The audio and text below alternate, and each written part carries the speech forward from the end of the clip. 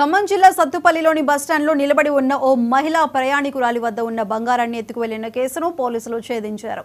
బాధితురాలు ఫిర్యాదు మేరకు కేసు నమోదు చేసిన పోలీసులు 2 రోజుల వ్యవధిలో బంగారం చోరీ చేసిన నిందితురాలిని అదుపులోకి తీసుకున్నారు.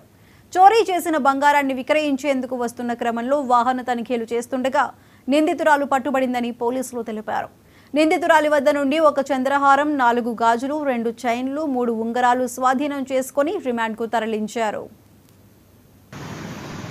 స్టాండ్ ఏరియాలో తిరుగుతూ ఈ దొంగతనాలు చేస్తున్న ప్రయాణికుల దగ్గర దొంగతనాలు చేస్తున్న దేవరకొండ దుర్గా అనే 55 సంవత్సరాల మహిళను ఈమె నూజివీడు పెద్ద చెరువు గట్టు నూజివీడు మండలం ఆమెను ఈరోజు అనుమానాస్పదంగా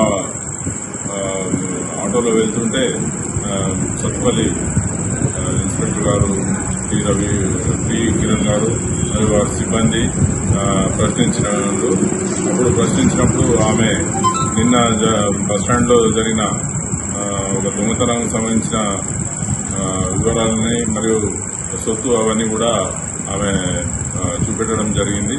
అవి తానే దొంగిలించినట్టు తెలిపింది. ఆమె గతంలో కూడా కేసులో ఇన్వాల్వ్ అయింది. ఆమె దగ్గర ఒక చంద్రహారం 34.53 గ్రాములది, అదేవిధంగా 4 గాజులు 40 గ్రాములు, 2 బంగారు గొలుసులు, అదేవిధంగా 3 ఉంగరాలు మొత్తం కలిపి 114 గ్రాములు అంటే 11.48 తులాల బంగారం ఆమె దగ్గర నుండి రికవర్ చేయడం జరిగింది. ఈమె గతంలో కూడా దొంగతనాలకు పాల్పడ్డ